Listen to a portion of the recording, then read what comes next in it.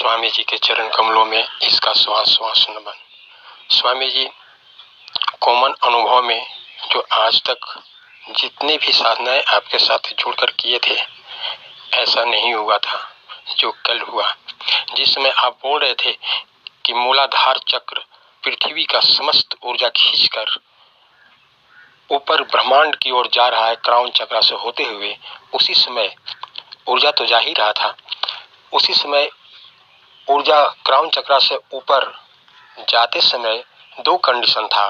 पहला कंडीशन ये था कि क्राउन चक्र से ऊपर जब ऊर्जा जा रही थी तो बाएं साइड में बैंगनी रंग का ऊर्जा ऊपर प्रवाहित हो रही थी, जिसका मात्रा कम था, लेकिन दाहिने तरफ से जो ऊर्जा ऊपर जा रही थी उसका रंग गोल्डन कलर का था।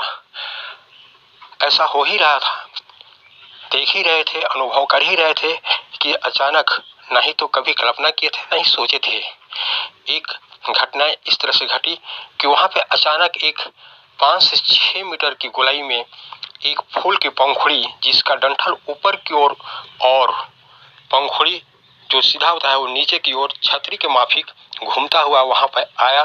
जिस जगह पे ये पूरी तरह से महसूस हुआ कि उसके नीचे स्वयं हम बैठे हुए थे, और ऐसा ज्यादा नहीं, मतलब वो तो घूम ही रहा था, 4 से 5 सेकंड ही उसे देख पाए कि वो घूम रहा है और उसे देखना चाहे, इसके बाद पुनः वो विलुप्त हो गया।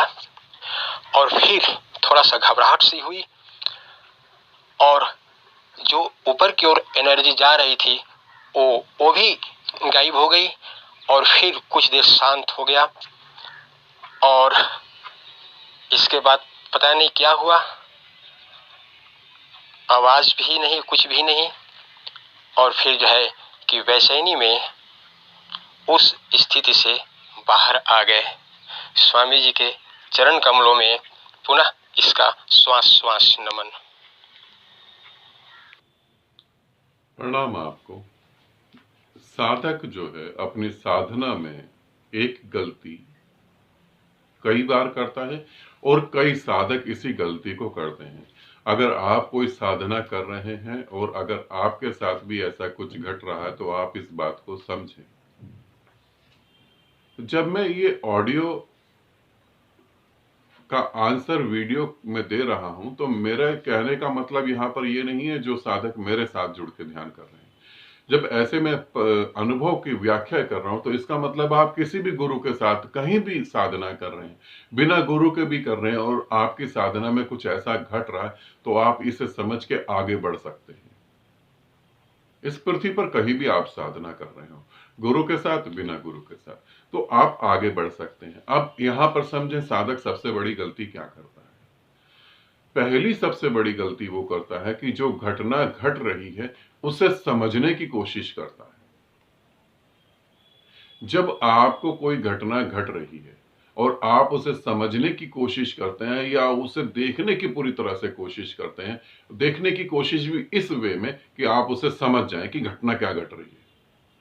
दूसरी बात कि मेरे को अपने गुरु को यह अनुभव बताना है, इसीलिए मुझे इसे समझना जरूरी है। क्या आप अपने गुरु को अनुभव बताएंगे तभी तुम्हारे गुरु को यह पता लगेगा? तो फिर वो गुरु नहीं हुआ। गुरु का तो अर्थ है जो 24 घंटे अपने शिष्य के साथ जुड़ा हुआ है, उसकी सांस, उसकी धड़कन, उसके खून के बहने को भी जो सुन रहा है, देख रहा है, उसे गुरु कहते हैं।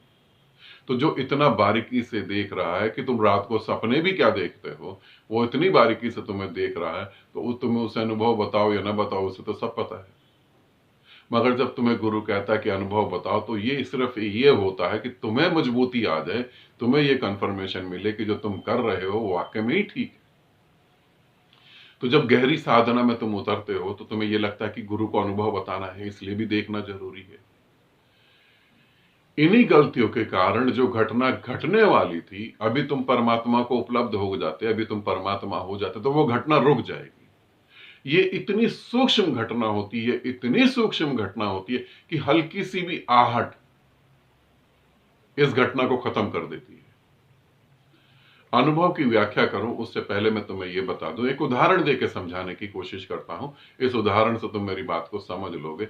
तुम समझो कि तुम अपने पार्टनर के साथ, अपनी पत्नी, प्रेमिका, प्रेमी, किसी के भी साथ बैठकर जो है एक कमरे में आराम से तुम कमरे में बैठे हो अपनी प्रेमिका के साथ, और तुम उससे प्रेम भरी बातें नहीं कर रहे, बस उसे देख रहे हो, निहार रहे हो, छू रहे हो, चूम रहे हो। और अचानक ही तुम्हें ये शक पैदा हो जाए कि इस कमरे में कहीं ना कहीं से कोई कैमरा लगा जो मुझे देख रहा है। अब तुम वैसी अभिव्यक्ति नहीं कर पाओ। अब वो तुम्हारा प्रेम जो बह रहा था वो खंडित हो गया। कहीं ना कहीं कोई मुझे देख रहा है, बस एक छोटा सा एक डाउट आ जाए तुम्हारे मन में तो सब कुछ बेकार हो गया। इसी तरीके से जब तुम्हारे ऊपर परमात्मा उतरता है और परमात्मा घटित हो रहा होता है, जैसे ही तुम ये सोचते हो कि क्या हो रहा है, परमात्मा तुरंत वहां से चला जाता है। उसे डाउट आ गया, उसे भी संदेह पैदा हुआ। ये मैं शब्दों में तुम्हें समझा रहा हूं, इसलिए इस भाषा का उपयोग कर रहा हूं, वरना भाषा तो कुछ अलग है जो तुम समझ नहीं पाओगे। इसीलिए परमात्मा वहां से हट जाता है।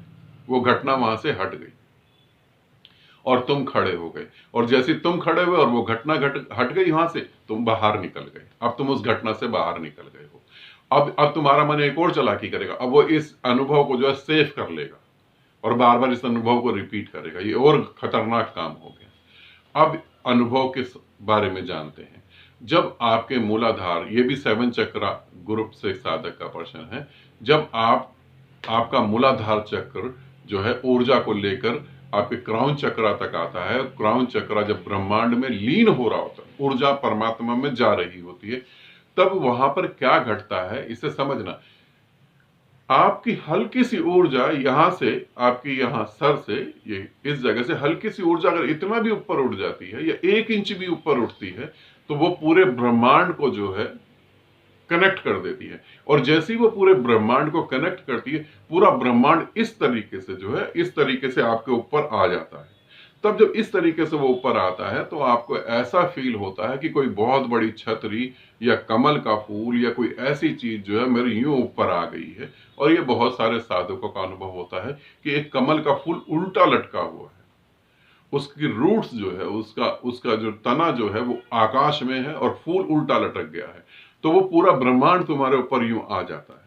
अब जब ये ब्रह्मांड आता है और उस वक्त भी अगर तुम मौन और शांत, बिल्कुल कुछ नहीं देखना, चुपचाप बैठे हो, जो हो रहा है हो रहा है, मौत भी आ जाए तो भी कोई दिक्कत नहीं। जब तुम इस स्थिति में होते हो, जैसे मैं बता रहा हूं कि शांत रहें शांत रहें, जब इस स्थिति में होते हो तो ये पूरा का पूरा तुम्हारे में मेल्ट होता चला जाता है।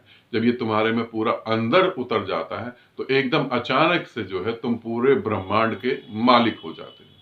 मालिक इन द सेंस तुम शून्य हो जाते हो और तुम पहली बार जानते हो कि तुम ही ब्रह्मांड हो, तुम ब्रह्मांड के केंद्र बिंदु हो। मगर वहां पे धैर्य के साथ बिल्कुल शांत और मौन होना होता है। बिल्कुल शांत और बिल्कुल मौन, बिल्कुल शांत और बिल्कुल मौन। जब तुम इससे ऊपर की साधनाएं करोगे, समाधि साधना, स्वीकार भाव साधना, तब तुम्हें पता लगेगा जो मैं तुम्हें समझाने की कोशिश कर रहा हूं वो क्या है। वहां बिल्कुल परिपूर्ण शांत, एकदम बस शांत होकर होना होता है, बिना कारण के होके होना होता है। तब तुम उस क्षण परमात्मा हो जाते हो। जैसे ये कल घटना घटी तो उस क्षण भी तुम परमात्मा हो जाते। वो क्षण अंतिम क्षण था मनुष्य से परमात्मा में परिवर्तित होने का।